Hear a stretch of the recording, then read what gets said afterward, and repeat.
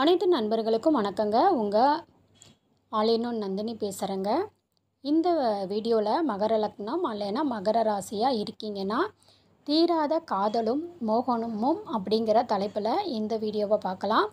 இதில் பார்த்தீங்க அப்படின்னா திருமண வாழ்க்கை, காதல் வாழ்க்கை, தாம்பத்திய வாழ்க்கை மற்றும் எந்த ராசியோடு மகர ராசி மகர லக்னத்திற்கு காதல் உறவு ஏற்பட்டால் சிறப்பாக இருக்கும் அப்படிங்கிறத பற்றி இந்த பதிவில் டீட்டெயிலாக பார்க்கலாங்க.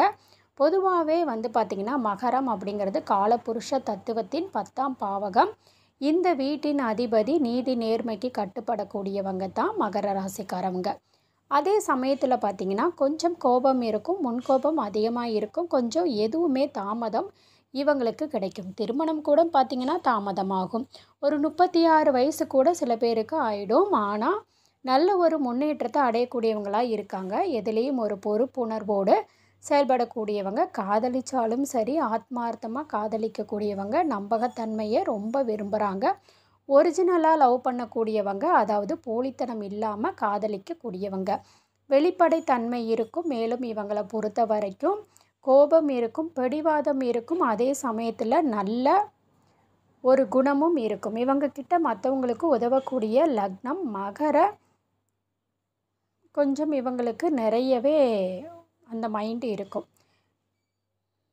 இவங்களை பொறுத்த வரையிலும் அழகானவங்களாக இருப்பாங்க. எவ்வளவுதான் அவங்களுக்கு வயதானா கூட இளமை தோற்றத்தோடையே காட்சி அளிக்கக்கூடியவங்களாக இருப்பாங்க. தன்னை சுத்தமாக வச்சுக்குவாங்க, வீட்டை சுத்தமாக வச்சுக்குவாங்க, தன்னுடைய பாவனங்களை ரொம்ப கவனமாக செலுத்துவாங்க. சொல்லப்போனால் துணைவர் இவரை விட கொஞ்சம் பர்சனாலிட்டியாக அழகாக இருக்கிறாங்கன்னா, அதே போல் நேசிக்கக்கூடியவங்க தன்னுடைய வாழ்க்கை துணைவரை தன்னுடைய குடும்பத்தில் ஒருத்தராக நினச்சிடுவாங்க. அவங்கள கடைசி வரையில் பாதுகாப்பாங்க. கஷ்ட நஷ்டங்களையும் துணை போகக்கூடியவங்க மகர ராசிக்காரவங்க. அதே போல் இவங்க நம்ம ஏமாற்றக்கூடாது. ஏமாற்றிட்டாங்கன்னா அதில் ரொம்ப டென்ஷன் ஆகிட்டு அந்த உறவை பிரிந்து விடக்கூடிய சூழ்நிலை கூட இவங்களுக்கு ஏற்படும். ஏற்றுக்க மாட்டாங்க. இவங்களை ஏமாத்துறவங்க கிட்ட பிரிந்து விடுவாங்க. அந்த உறவை கட் பண்ணிவிடுவாங்க. இப்படிப்பட்டவங்களுக்கு பார்த்திங்கன்னா காதல் வாழ்க்கை எப்படி இருக்கும் அப்படின்னாக்கா, பொதுவாகவே மகர ராசிக்காரவங்களுடைய காதல் அப்படிங்கிறது வரக்கூடியதான். எல்லா ராசிக்குமே காதல் அப்படிங்கிறது வரக்கூடியதான். ஏன்னா 5ஆம் அதிபதியாக வரக்கூடிய சுக்கிரன் இந்த ஜாதகத்தில் ஒருத்தருடைய ஜாதகத்தில், குறிப்பாக ஆண் ஜாதகத்தில் நல்லா இருக்குன்னு வச்சுக்கோங்களேன். 2ஆம் இடம், நீங்கள் மகர லக்னம் 2ஆம் இடத்துல சுக்கிரன் இருக்குது. காதலித்து கல்யாணம் ஆகிறதுக்கு வாய்ப்பு இருக்குது. சுக்கிரன் வலுப்பெற்று அங்கே 5ஆம் இடத்துல ஆட்சி பெற்று இருந்தாலும் 3ஆம் இடத்துல உச்சம் பெற்று கூட எதிர்ப்பாளினருடைய நிறையவே உங்களை தேடி வரும். லக்னத்திற்கு இளமை காலகட்டத்தில் ஒரு காதல் வரக்கூடிய வாய்ப்பு மிக அதிகம். காதல் சக்ஸஸ் ஆகுமானா பெரும்பாலும் சக்ஸஸ் ஆகிறதில்ல. பிரேக்கப் ஆகிடுது. அல்லது கல்யாணத்தில் சப்போஸ் முடிஞ்சாலும் அந்த கல்யாண வாழ்க்கை கூட சில பிரச்சனையோடு இருந்துருது. அதாவது ஒரு கலஸ்தர தோஷமோ தார தோஷமோ இருக்குது அப்படின்னாக்க அந்த திருமண வாழ்க்கை கூட பிரச்சனை, பிரிந்து 2ஆம் தாரத்தை நோக்கி போகக்கூடிய சூழ்நிலை மகர ராசி அல்லது மகர லக்னத்தில் பிறந்தவங்களுக்கு ஏற்படுது. இந்த மகர ராசிக்கு எந்த ராசியோடு சேர்ந்து வரும், இவங்களை சுற்றி யாரெல்லாம் இருக்கிறாங்கன்னா, பெரும்பாலும் பார்த்திங்கன்னா இந்த மகரம் என்பது ஒரு நிலம் ராசிங்கிறதுனால கன்னி ராசி, நிலம் ராசி, ரிஷபம் நிலம் ராசி தான். இந்த மகர ராசிகளை சுற்றி கன்னி ரிஷபம் இருந்தாங்கன்னா அவங்களோடு காதல் வர்றதுக்கு, ஒரு நட்பு பழகிறதுக்கெல்லாம் நிறைய வாய்ப்பு இருக்குது. மகர ராசிக்காரவங்க கன்னி ராசிக்காரவங்களுடைய அல்லது ரிஷபத்தோட சேர்ந்து மகிழ்ச்சியாகவும் இருக்கும். இந்த இணைவு பார்த்திங்கன்னா தொடர்ந்து இருக்காது. அது மட்டும் இல்லாமல் மகர ராசிக்காரவங்க நீர் ராசியை ஈர்க்கும். அந்த வகையில் கடக ராசியோடு மீன ராசியோடவும் ஒரு காதல் ஏற்பட வாய்ப்பு உண்டு. சப்போஸ் உங்கள் சர்க்கிள் இந்த ராசிக்காரவங்க இருக்காங்கன்னா உங்களுக்கு மேரேஜ் திருமணத்துக்காக வரணுன்னு பார்த்திங்கன்னா, அல்லது ஒரு லவ் அஃபையர் ஆல்ரெடி ஏற்பட்டிருக்கும் உங்கள் உறவுகள் இந்த மகர ராசிக்காரவங்களுக்கும் மீன ராசி, கடகம், ரிஷபம், விருச்சிகம், கன்னி இந்த ராசிகளோட தொடர்பு எப்படியோ ஒன்று இருக்கும். அது பார்த்திங்கனாக்க ஒரு நட்புங்கிறதோ காதலுங்கிறதோ கணவன் மனைவியாகவோ இருக்கக்கூடிய வாய்ப்பு உண்டு. இந்த உறவு நல்லதாக இருக்கும், பிரச்சனை கிடையாது. இதோட நீர் என்ன பண்ணும்னா ஜாதக பொருத்தமும் பார்க்கணும். அப்போ தான் மகர ராசி, கன்னி ராசி செட் ஆகும்னு நான் சொல்லியிருக்கிறேன். அப்படின்னாக்கா இதோட விட்டுடுமா? இதற்கு மேலே ஜாதக பொருத்தம், நட்சத்திர பொருத்தம் எல்லாம் பார்த்து அதுக்கப்புறம் விசாரித்து முடிவு பண்ணும்போது தான் அந்த திருமண வாழ்க்கை நல்லா இருக்கும். மேலோட்டமாக நம்ம வந்து என்ன சொல்கிறோம்? ஆனால் ஜாதகத்தில் கலசர தோஷம் 2 ஜாதகத்திலுமே கண்டிப்பாக பிரிவுகளை சந்திக்கக்கூடியவங்களாக இருக்கும். அப்போ அந்த இடத்துக்கு ராசின்றதை விட முக்கியம் நம்ம கட்ட பொருத்தம் முக்கியமானது. அதுதான் நான் சொல்ல வரேன். அதே போல் ஜெனரலாக பார்க்கும்போது மகர ராசிக்காரவங்களுக்கு தாம்பத்திய வாழ்க்கை கூட சிறப்பாகவே அமைந்து விடுது. ஒரு பொறுப்புணர்வோடு செயல்படுவாங்க. தாம்பத்திய வாழ்க்கையில் இவங்க தன்னுடைய துணையை திருப்திப்படுத்தி தானும் திருப்தி அடையக்கூடியவங்க. ஆனால் வாழ்க்கையோட முதல் பகுதியில் சரியான தாம்பத்தியம் கிடைப்பதில்லை. அல்லது திருமணமே ஆனாலும் கூட இயர்லியாக கல்யாணம் ஆயிடுதுன்னா கூட அதில் ஒரு ஹாப்பினஸ் இருக்காது. ஒரு வாழ்க்கையோட பிற்பகுதியில் 36 வயதுக்கு மேலே தான் வாழ்க்கையில் மகிழ்ச்சி அடைகிறாங்க. அது அந்த காலகட்டத்தில் தான் இருக்கும். தீராத காதல் மோகம் என்பதெல்லாம் தீரக்கூடியதாகவும் இருக்கும். முதல் பகுதியில் தேடுதலாகவே தான் இருக்கும். ஏதோ ஒரு வகையில் இவங்களுக்கு அந்த அன்பையோ அந்த பாசத்தையோ தேடக்கூடியவங்களாக இருப்பாங்க. அந்த எதிர்பார்த்த அன்பு பிற்பகுதி வாழ்க்கையில் இவங்களுக்கு ஒரு நல்ல உறவு அமையுது. அதில் ஒரு மகிழ்ச்சி அடையக்கூடியவங்களாகவே இருக்காங்க. மகர ராசியை பொறுத்த வரைக்கும் இவங்களுக்கு சப்போஸ் ஜாதகத்தில் தோஷங்கள் இருக்குது. இப்போ மகர லக்னம், நீங்கள் லக்னத்துக்கு 7ஆம் இடத்துல சனி இருக்குது. அப்போ அவங்களுக்கு ஒரு தற்காலிக பிரிவு ஏற்படக்கூட வாய்ப்பு உண்டு. அப்படிப்பட்டவங்களுக்கு அல்லது உங்களுக்கு 7ஆம் அதிபதி கெட்டு ஒரு தேய்பிறை சந்திரனாக போயிடுறாரு. அந்த தேய்பிறை சந்திரனோட சனி சேர்க்கை இருக்குனாக்கா தாமதமாகவே திருமணம், சுக்கிரனும் கெட்டு இருக்கிறதுனால அது அவங்களுக்கு தான் வந்து பார்த்திங்கன்னா திருமணத்துக்கு மீறிய உறவு ஏற்படுது.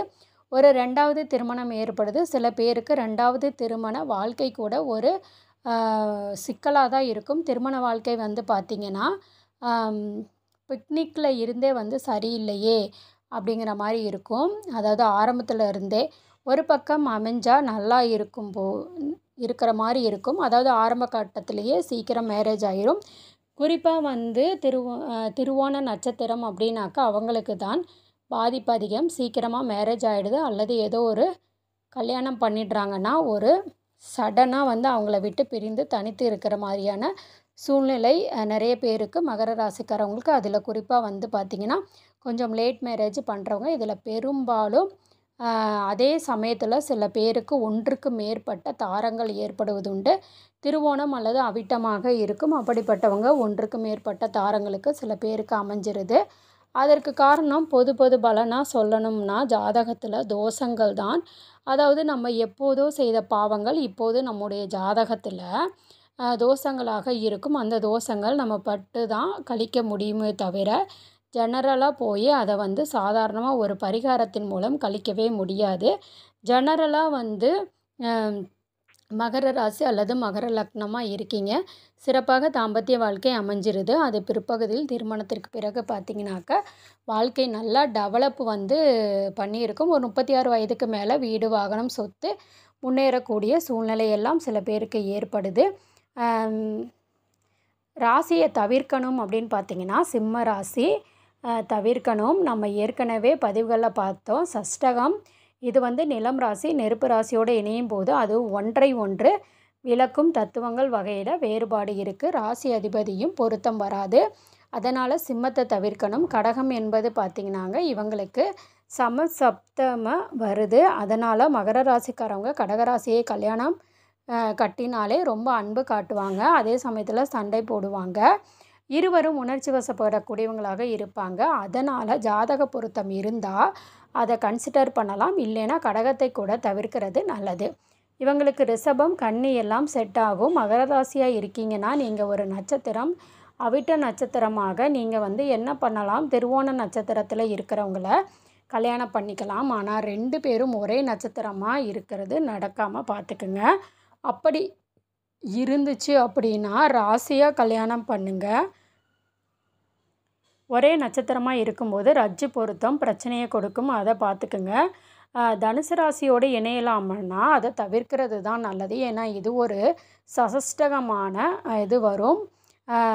பொருத்தம் உங்களுக்கு வராது. அதாவது ராசி அதிபதி பொருத்தம் வராது. அதே போல் வந்து ஒரு ஈகோ, அவங்களுக்குள்ளே இருக்கும். இந்த கும்பராசி, மிதுனம், துலாம் இந்த காற்று ராசியோடு இந்த மகர ராசி சேர்த்தலாமா அப்படின்னா, இதுக்கு ஜாதக பொருத்தம் இருந்தால் சேர்த்தலாம். இது வந்து அரேஞ்ச் மேரேஜில் பொருத்தத்தில் வரும். மற்றபடி கண்டிப்பாக மேசராசியை தவிர்க்கணும். அதே போல் எதை தவிர்க்கணும்னா சிம்ம ராசியை கண்டிப்பாக தவிர்க்கிறது நல்லது. மற்றபடி கும்பராசி இதெல்லாம் வந்து நம்ம ஒரு ஜாதக பொருத்தம் இருக்குது, 2 பேரும் விரும்புகிறாங்க அப்படின்னா அதை கன்சிடர் பண்ணலாம். தோஷங்கள் இல்லைன்னா அதை கன்சிடர் பண்ணலாம். ஒரு ஆவரேஜான பொருத்தம் இருக்குது, அதுதான் முக்கியம். மற்றபடி பார்த்திங்கன்னா இந்த மகர ராசி அல்லது மகர லக்னத்தில் பிறந்தவங்களுக்கு இந்த தீராத காதலும் மோகமும் என்பது முதல் பகுதியில் சற்று அதிகமாகவும் பிற்பகுதியில் அது ஃபுல்ஃபில் ஆயிடுது. அது கிடைச்சிருது மேக்சிமம். அதாவது சில பேருக்கெல்லாம் ஒரு சப்போஸ் திருமண வாழ்க்கையில் கூட எக்ஸ்ட்ரா வந்து வேறு திருமணமோ நடந்து அந்த காதலும் மோகமும் அவங்களுக்கு கிடைச்சிருது. அதனால் செகண்ட் ஆஃப் லைஃப் இருந்து ஓரளவு சந்தோஷப்படுறாங்க அப்படின்னு தான் நம்ம சொல்ல முடியும். பலனா இந்த மகர ராசியில் பிறந்தவங்க காதல் சக்ஸஸ் ஆகுமா அப்படின்னா, சில பேர் வந்து கேட்குறீங்க இல்லையா, ஒருத்தரோட காதல் சக்ஸஸ் ஆகணும்னாக்க 5ஆம் பாவகம் 5ஆம் அதிபதி ரொம்ப முக்கியம். இப்போ உங்கள் லக்னம் மகரம்னு வச்சுக்கோங்க. இந்த லக்னத்துக்கு 5ஆம் இடம் ரிஷபம். ரிஷபத்தில் சுக்கிரன் வந்து அதிபதி. சுக்கிரனே அங்கே ஆட்சி பெற்று இருக்கிறாருன்னா அவங்களுக்கு காதல் திருமணம் ஏற்படுறதுக்கு வாய்ப்புகள் எல்லாம் உண்டு. காதலும் சக்ஸஸ் ஆகும். எதிர்ப்பாளினர் அப்படிங்கும்போது அதே சுக்கிரன் அங்கே வக்ரம் ஆயிடுறாங்க. அப்படியே காதல் வரும், கல்யாணமாகும். காதல் வந்தாலும் அது பிரேக்கப் ஆகிறதுக்கு வாய்ப்பு இருக்குது. கல்யாணம் ஆனாலும் வாழ்க்கையில் கொஞ்சம் சந்தோஷம் இல்லை, பிரியக்கூடிய வாய்ப்பு அல்லது தொடர்புகள் போன்ற எல்லாம் ஏற்படுற வாய்ப்பு உண்டு. இப்படி பார்த்திங்கன்னா 5ஆம் இடத்துல சப்போஸ் அந்த இடத்துல வந்து சூரியன் இருக்குது. 8க்குரியவன் சூரியன் 5ஆம் இடத்துல போய் இருக்கிறாரு, அல்லது கேது இந்த இடத்துல இருக்கார். ராகு இருந்தால் கூட காதல் சக்ஸஸ் ஆகும். கேது இருந்துச்சுன்னா, சனி இருந்தால் சக்ஸஸ் ஆகாது. அதே சமயத்தில் இங்கே சூரியன் இருந்தால் காதல் சக்ஸஸ் ஆகாது. காதல் வந்தாலும் சனி இருந்தால் காதல் வரும். ஆனால் அதில் ஒரு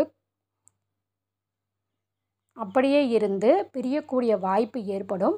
லேட் மேரேஜ் ஆகும். சப்போஸ் இந்த சுக்கிரன் 7ஆம் இடத்துல இருக்குனாலும் நாஸ்தின்னு காதல் திருமணம் ஏற்பட்டுடும். சீக்கிரமாக கல்யாணம் ஆகும். பிரிஞ்சிருக்கிறது அல்லது திருமண வாழ்க்கையில் பிரச்சனையோடு இருந்து 2ஆம் தாரம் போன்றவற்றை ஏற்படக்கூடிய வாய்ப்பு உண்டுங்க. சப்போஸ் சந்திரன் தேய்பர சந்திரனாக இருந்து சனியோடு சேர்ந்திருக்கு அல்லது க்ளோஸாக வந்து இணைஞ்சிருக்கு, ராகுவோடு இணைஞ்சிருக்குன்னா அவங்களுக்கு 2ஆம் தாரத்தை ஏற்படுத்திடும். இந்த 7ஆம் இடத்துல 7க்குரியவன் கெட்டி இருக்கும்போது இருதாரத்தை ஏற்படுத்தும்.